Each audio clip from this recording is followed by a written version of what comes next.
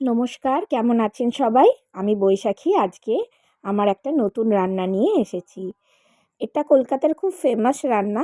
সেটা হচ্ছে ফেমাস একটা পদ, সেটা হচ্ছে breast cutlet, chicken breast cutlet.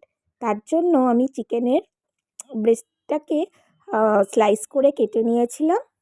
কেটে নিয়ে এর মধ্যে একটু লেবুর রস, আদা রসুন বাটা, নুন, গোলমরিচ গুঁড়ো, কাসুন্দি, সর্ষের তেল আর হচ্ছে একটু ধনেপাতা কুচি দিয়ে ম্যারিনেট করে রেখেছিলাম। আপনারা চাইলে এটাকে লঙ্কা কুচি দিয়েও ম্যারিনেট করে রাখতে পারেন। আমি ওটা দিইনি, কারণ আমার ছেলে খাবে তাই জন্য। এরপরে এটাকে ম্যারিনেশন করে আপনি যতক্ষণ রাখবেন আপনার টেস্টটা ততটাই এনহ্যান্স হবে। তারপরে এটা রেখে দিয়ে এর মানে প্রায় ২ ঘন্টা রাখলে যথেষ্ট। আপনাদের ইচ্ছা অনুযায়ী আপনারা রাখতে পারেন। আমি মোটামুটি ৪-৫ ঘন্টার মতো রেখেছিলাম। রাখার পরে এরপরে আমার দেখুন শুধু ৩টেই ফিলে ছিল। তো তাই জন্য আমার বাড়িতে ডিম ছিল না। আপনারা একটা ডিম দেবেন। ডিমের মধ্যে কর্নফ্লাওয়ার, নুন, একটু আদা রসুন বাটা আর গোলমরিচ গুঁড়ো দিয়ে ফেটিয়ে নেবেন। আর একদিকে রাখবেন বিস্কিটের গুঁড়ো, তার মধ্যে একটু নুন আর গোলমরিচের গুঁড়ো দিয়ে সেটাও মানে একসাথে মিক্স করে ভালো করে রেখে দেবেন।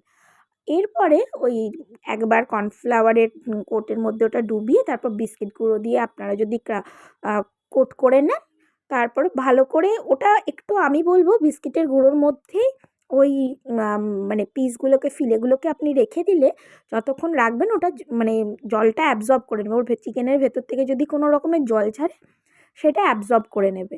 তারপরে ওটাকে চাপা দিয়ে আপনারা যদি ফ্রিজে রেখে দেন ভীষণ ভালোভাবে সেট হয়ে যাবে। এরপর যখন আপনারা খেতে চান সেরকমভাবে বের করে ভেজে নিলেই তৈরি হয়ে যাবে আপনাদের চিকেন ব্রেস্ট কাটলেট।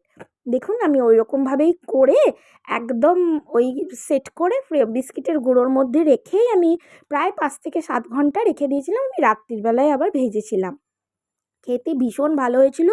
আর খুব লো ফ্লেমে ভাজতে হবে। ছাঁকা তেলে একটু ভাজবেন, তাহলে তেলটাও কম অ্যাবজর্ব হয়। আর ভেতরে যেহেতু চিকেন আছে, চিকেনটা যেহেতু কাঁচা, কারণ আমি তো বয়েল করে করিনি, তাহলে ভালো করে সেদ্ধ হয়ে যায়। অপূর্ব খেতে হয়েছিল।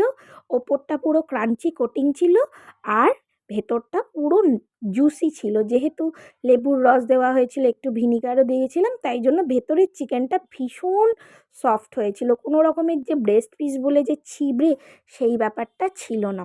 দেখুন আমি এবার এটাকে ফ্রিজের মধ্যে সেট করে রেখে দেবো। আমি ভেজে দিইনি আমার ছেলেকে, কারণ ও যখন ওর বাবা আসবে রাত্রিরে একসাথে ভাজলে না তাহলে আমরা সবাই খাবো। নয়তো আমার ছেলে বারবার ওই ওর বাবার থেকে একটু একটু করে খুঁটে খুঁটে খেতে খেতে মানে ওর মনটাও চাইবে না রাখতে, আর কর্তব্যবোধ হলে রাখতেও হবে। তাই জন্য আমি একবারে ভেজে দিইনি। রাত্রির বেলায় আমি যখন পড়িয়ে এসেছি তারপরে আমি ভেজেছি। একটু লাল লাল করে ভেজে নেবেন, তার সাথে কাসুন্দি সস আর স্যালাড দিয়ে পরিবেশন করবেন। খেতে অপূর্ব হবে। দেখবেন একবারে জমে যাবে আপনাদের সন্ধেটা। চা কফি থাকলে তো আরও সুন্দর। তো এইভাবেই আমি আমার ব্রেস্ট কাটলেটটা বানিয়েছিলাম। কেমন হয়েছিল অবশ্যই জানাবেন। যদি ভালো লাগে তাহলে একটা লাইক, শেয়ার আর সাবস্ক্রাইব করে দেবেন। আর আশা করি আপনারা সবাই ভালো আছেন, আমিও ভালো আছি। তার সাথে ভালো আছি, শারীরিকভাবে নিশ্চয়ই ভালো আছি, কিন্তু মানসিক দিক থেকে একটু ডিস্টার্বড আছি। যেহেতু দেখছি যে বাংলাদেশে কীরকম হয়েছে বা হচ্ছে, আমার বাড়িতেও বাচ্চা আছে, আমরা নিজেরাও স্টুডেন্ট। আমি টিচিং প্রফেশনের সাথেই একসাথেই আছি। অ্যাজ এ টিচার আমি কাজ করি। তো আমার সত্যি করেই ভীষণ কষ্ট হচ্ছে দেখতে সেই বাচ্চাদেরকে, সেই মানুষগুলোকে যারা এত কিছু আন্দোলন করছে। আজকের মতো রাখছি।